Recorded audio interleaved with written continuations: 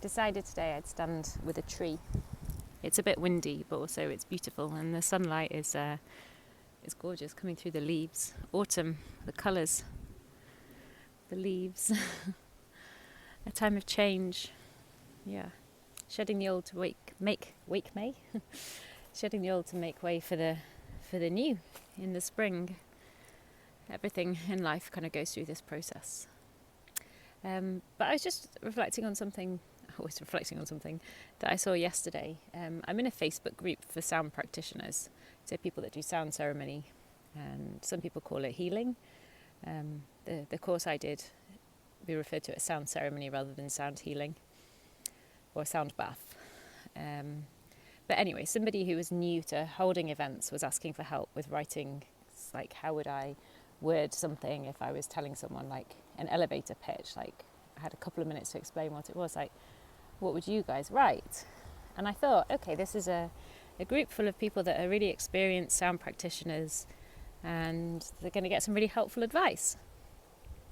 And I was really surprised that a significant number of people, I mean there's a lot of people in this group and not that many people had commented really, but some people had written and said, well, you shouldn't be doing it if you can't do that yourself, and obviously you haven't had any training, and I've spent years of my life training, and like quite negative and almost like attacking this person who was asking for help.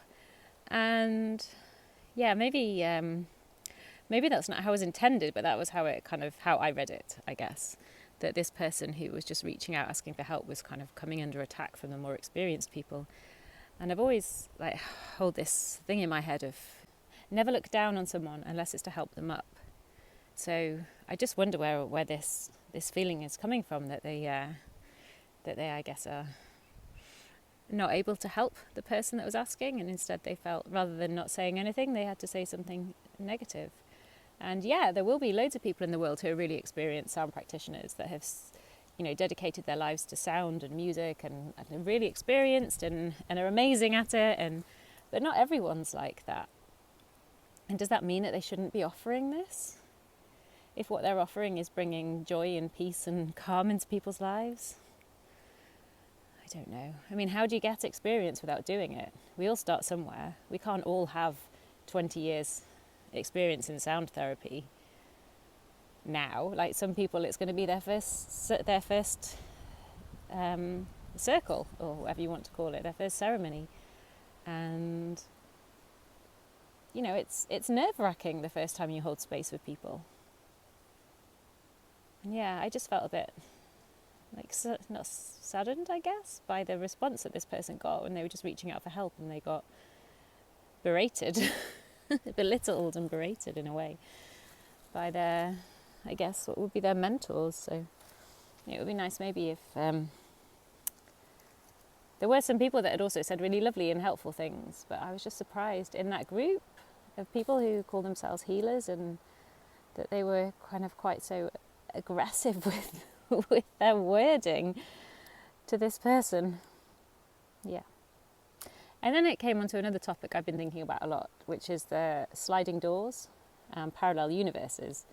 So if you ever saw the film Sliding Doors, I mean, it was a long time ago, but there was a woman and she went to get on a train and she missed the train, and then the film kind of followed the two paths, if she'd made the train and if she missed the train, and like who she met and what she did and how her life evolved after that moment. And basically every single second of our life is a sliding door. You say yes or you say no.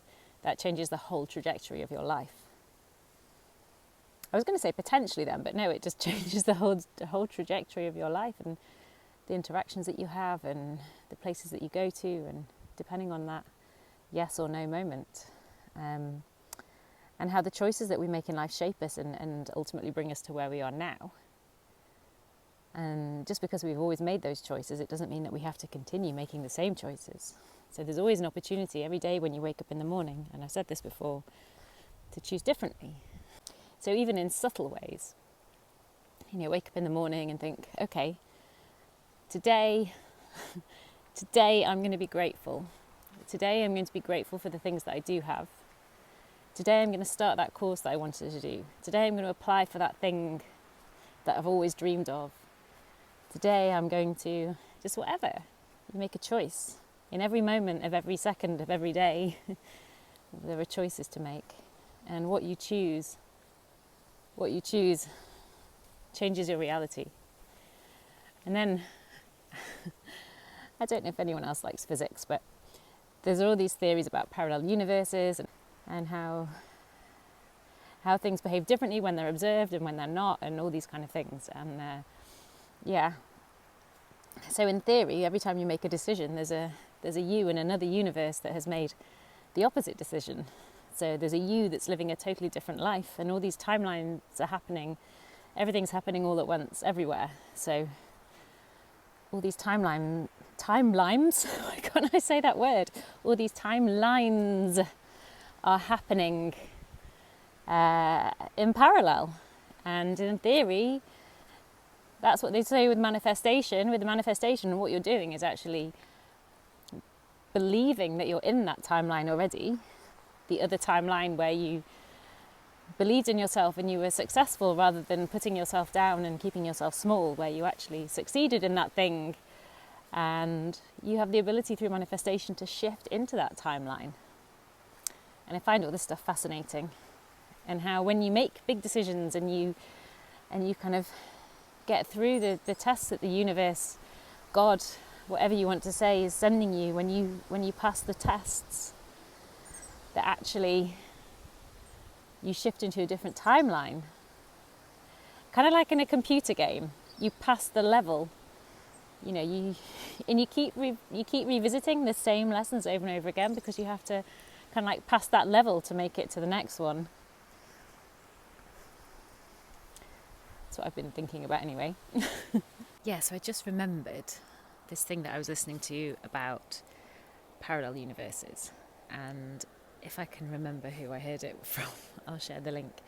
But it was an analogy that basically compared parallel universes to TV stations or radio stations, or TV channels or radio stations.